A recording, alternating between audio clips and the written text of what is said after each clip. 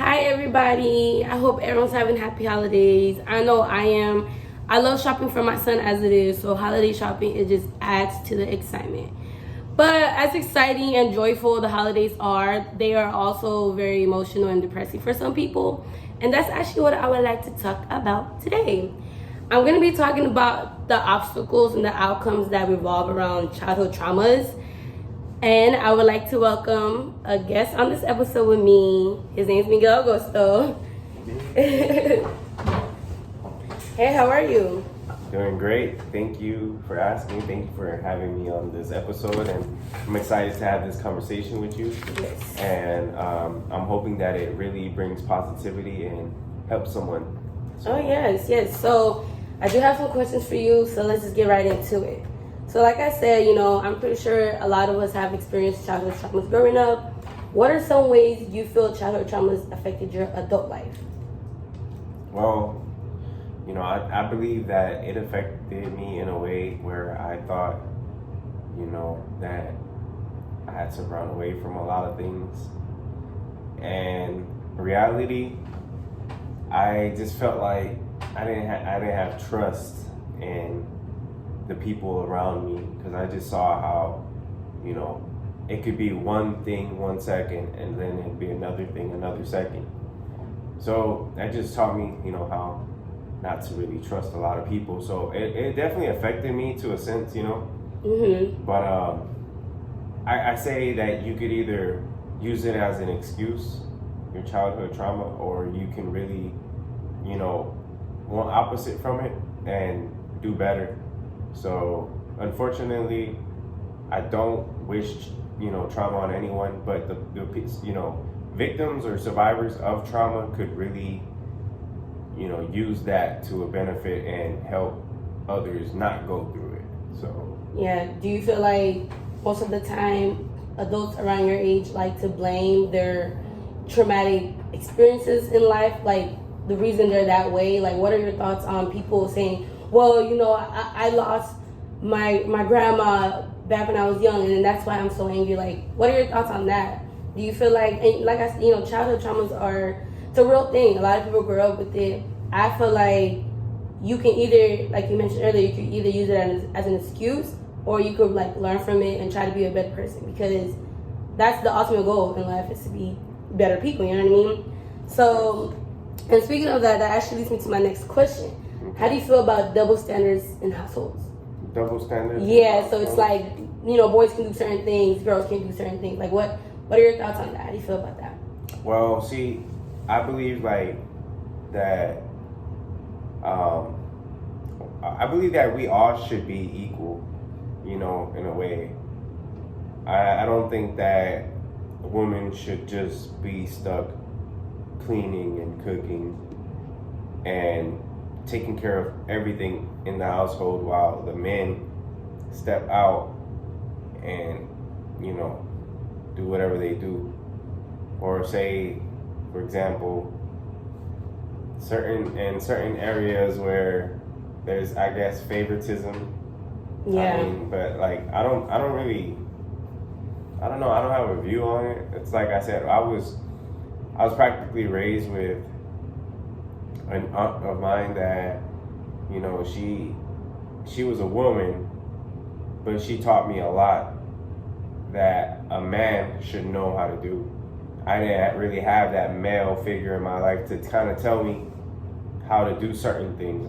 Mm-hmm. And so I actually learned that from a woman. So I really don't believe that a man, I don't know, I just don't believe that a man should be a certain type of way and a woman should be a certain type of way. I believe that, each individual person is strong within, each person each person is strong, and each person is like, in their own way, I like grew up in a household where like my brothers could do something and it would be like totally fine, but like if me and my sisters did it, all hell would break loose. Like, so I feel like, for example, let's say like, okay, if me and my brother both have jobs, you know what I mean, like we're both working, on my off day, let's say I want to go hang out with my friends, or I have plans to go to the movies or something, my parents would immediately be like, no, like why are you trying to leave the house?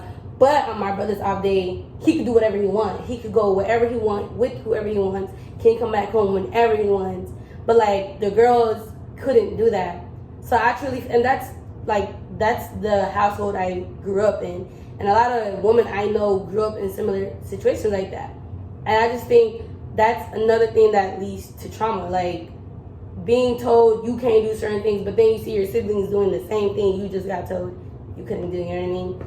So that's just part of the traumas that I feel like a lot of these parents like that, you know, the old school, the old generation, I feel like they install it into their brains, like, you know, my daughter, how dare she, like, she cannot do this and that, but my son's a sweetheart, I love him, he can get away with all this and that. That brings me to my next question. What are your thoughts on absent parents and toxic active parents? That's a tough one, honestly.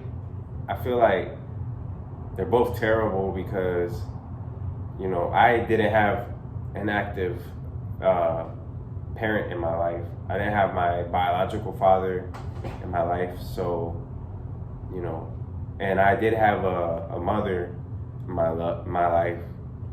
My biological mother, she was in my life for like up until I was 10, 11, but then she fell into like drugs. And, you know, thank God she's sober now. But, yeah. So you didn't have your mom I didn't have too much. a real mom, you know, growing up like that. And I mean, I was raised by my grandmother in my first 5 years. My mom had me very young, you know. She tried the best she could. She was just a young mother, single, you know. It was just tough for her growing up. So I don't blame her for anything because she had her traumas as well that she never got to heal from. You know, believe it or not, a lot of people in this generation, and I don't blame them, like, when you hear, oh, I don't hate or I don't dislike said parent because I understand they have their traumas.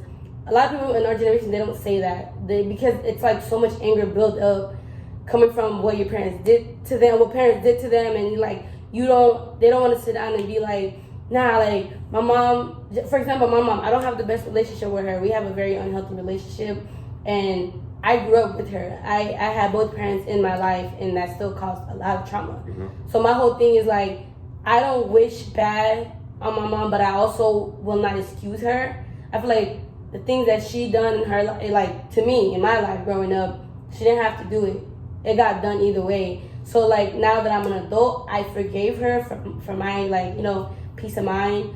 But I will never forget the things that I was put through. And so, in a sense, I understand because she was a young mom. So I get it. You know, you had kids so young, you don't really know how to go about this new life you created for yourself.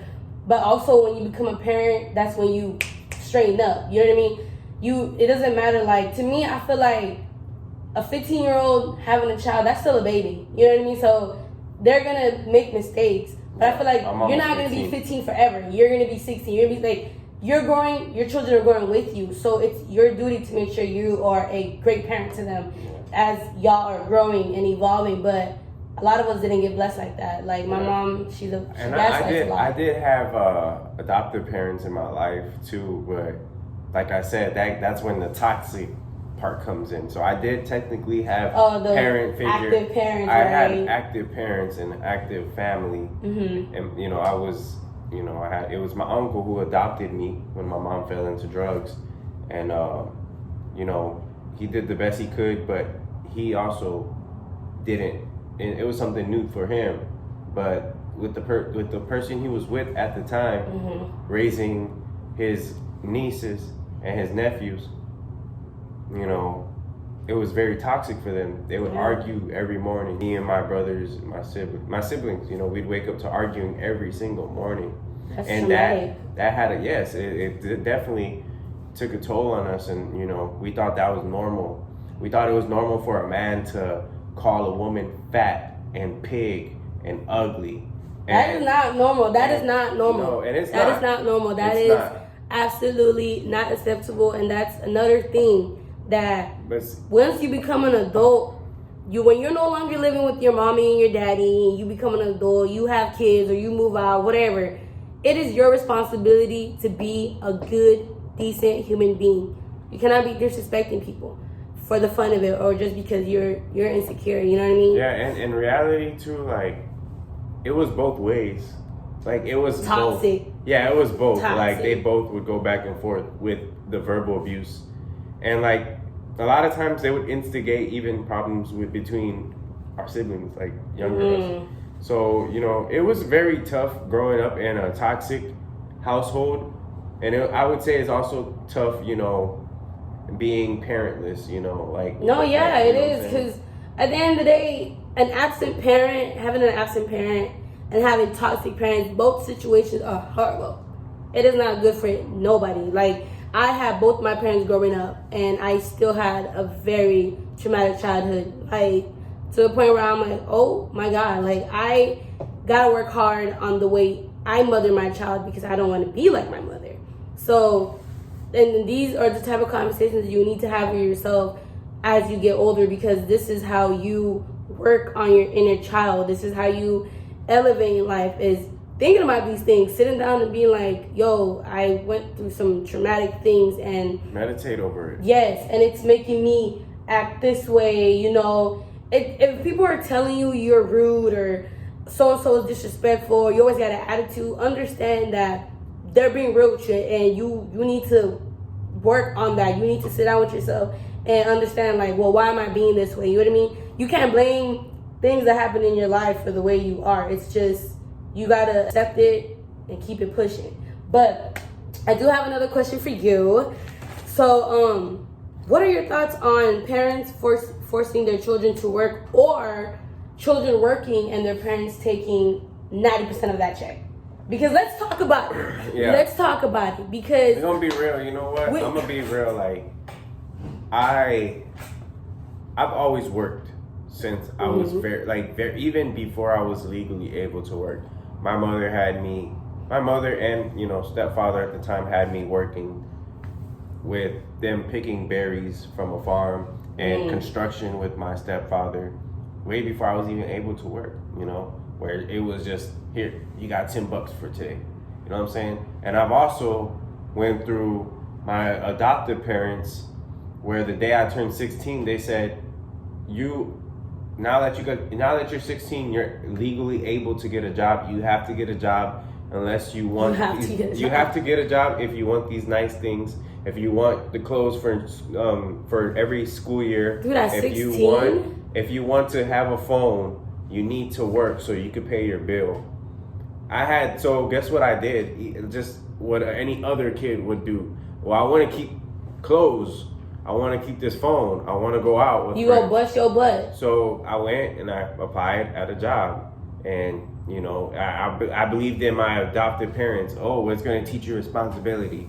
It's going to teach you. I mean, still they're supposed to play the parent role. They're supposed to be teaching you. It's going to teach you work ethic. It's going to teach you this. In reality, it taught me stress.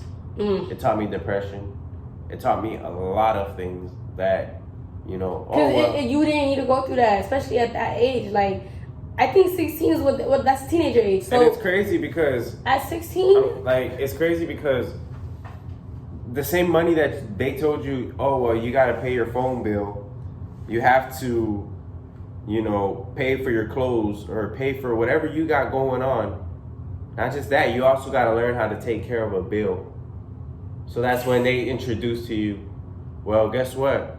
We have bills, you know, so like you have to pay them. You're working and you're living under 16, my house. Like you're 16. So now you got to pay whether it's at 16, if you're working, you should be able to support. The money you make should be only going to you, and you should be, because you're working for it. They're not doing that. Like that. They didn't know, but like whenever. So me, I didn't work at 16. My dad actually didn't want me to work till I was after high school. You know what I mean? So I had my first job at 18, and it was a pretty decent job. I was, you know, for it being my first job, I was making money. And I guess at that time, when I was 18, it didn't occur to me like, wow, I'm 18 now, I should start saving money so I could, you know, build for my future, all this good stuff. I never thought of it like that because my parents literally installed it in my brain that no matter how much I work, I have to give them money. And so I was paying the bills and, majority of my check was going to my parents. And I just want to make this clear. There is not an issue with helping your parents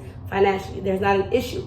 The issue is when your parents force that on you, or when you tell them, hey, I want to start working, I want to do it, and then you do it, and they're just like, okay, give me 100% of your check. That's the issue. You cannot be doing that. Exactly. And that's crazy. Exactly. So at 18, I'm 25 now. So from 18 to 25, I moved out at 21. From 18 to 21, really, I wasn't saving any money. And if I made money, it was going to my parents, and they would guilt trip me into paying the bills. Now, if I didn't pay the bills, oh, well, the lights are going to get turned off, or we're not going to have no heater. And so it's stressful. Even at 18 years old, when you're a young adult, when you're an adult, it's still stressful.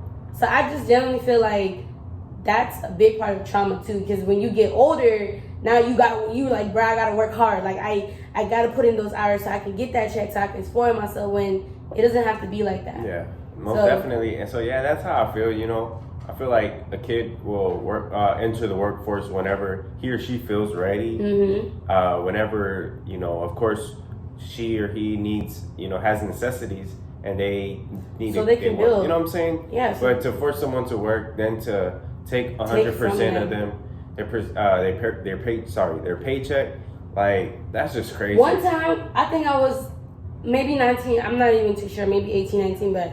Anyways, one of my friends had like a new phone at the time. I think it was the iPhone 5S or something like that, SE. It was one of those little iPhones or whatever.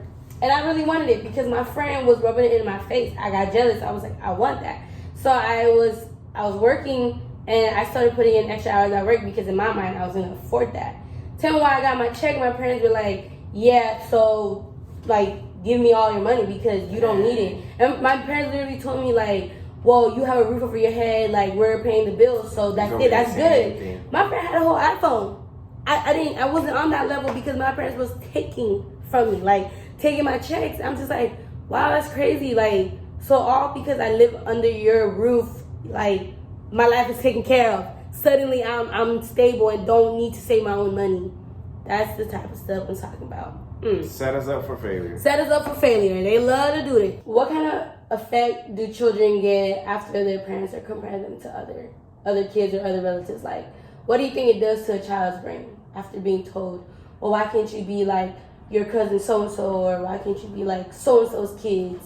Like, that's some traumatizing stuff right there, because it makes you literally second guess yourself every single time. Like, now you're like, okay, well. See, the thing is, though, you can't be someone you're not at the end of the day. At the end of the day. You can't be someone you're at the not. End of the day. And one, like, we're not supposed to be compared to others. No one's supposed to be compared to the other. Like, I believe that, it could be, whether it's favoritism within the family members. Like, I've seen it, and I believe, yes, it does teach maybe, like, less importance. Yeah, I truly feel like it brings an insecurity. Yeah, as a child, it brings an insecurity because like you feel like they make you feel like basically maybe you're only good for one thing, certain thing, and so I do think that that's not a good thing that people do, especially parents. That traumatizes kids. Stop doing that to your kids. Yeah, stop comparing your kids to other kids. At the end of the day, your kid is your kid. Your kid is your kid. For himself, herself.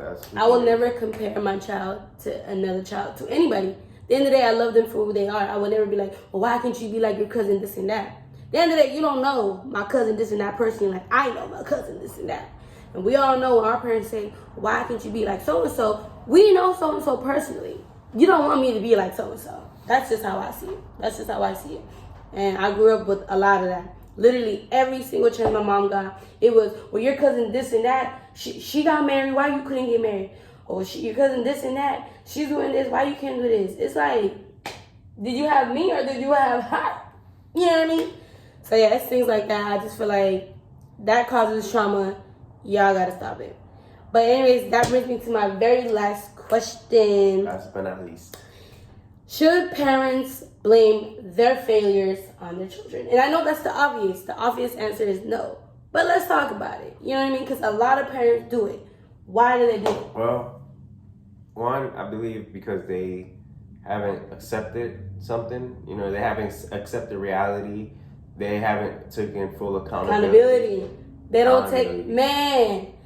But one day I will make an episode talking about accountability, because that's one thing I truly feel like most people will never say thank you. Like accountability, yeah, it's just a lot of things, honestly.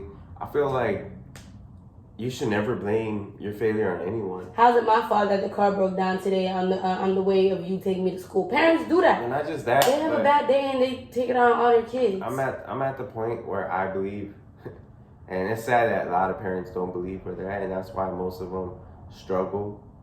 Is because they how do I say this? Basically, I have it in my head. I feel like I literally have it in my head. I think, dude, I grew up with parents who blame me for every little thing that has went wrong, and I mean every little thing. Things I have no control over, things I wasn't even involved in, and that stuff only made me distance myself further away from my parents, because that's really like heartbreaking that your parents could be going through something and their first instinct is, what's your fault? It's your fault. You should have not done that. You should have not said that.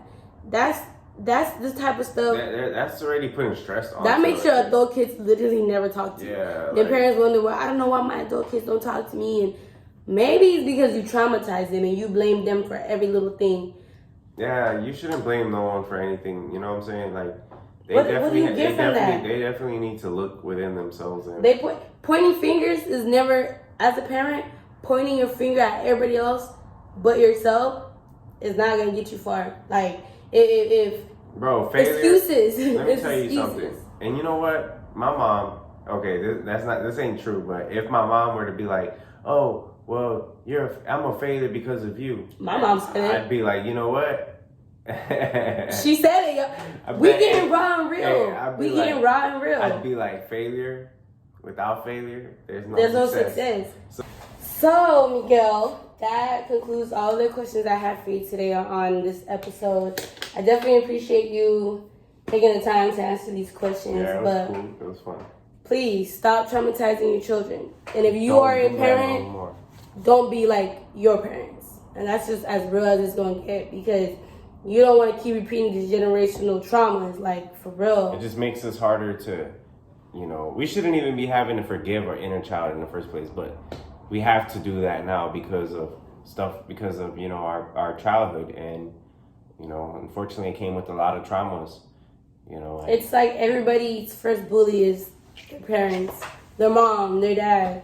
And then we grow up to basically... We recognize that. Baby them. Like, yeah. Oh my gosh. Then we grow up basically being their parent. We're going to talk about that in another episode too, y'all. But yes, this will be the end of my video. Thank you guys for watching. Continue liking, commenting, subscribing, sharing, all that good stuff. And I will have more videos coming for you guys as we're upcoming this new year. Thank you guys. Happy New Year, by the way. Thank you, G. Happy New Year. Let's get it. Is there any special things you would like to add on before we cut it off? So I am working on an ebook. It talks a little bit about, your inner child, but the main topic is forgiveness, and it's called Forgiving Yourself. So I can't wait to read it. Oh my goodness. Definitely. We got a lot coming for you guys this New Year. Happy holidays, Merry Christmas, Happy New Year, all of that. Thank you.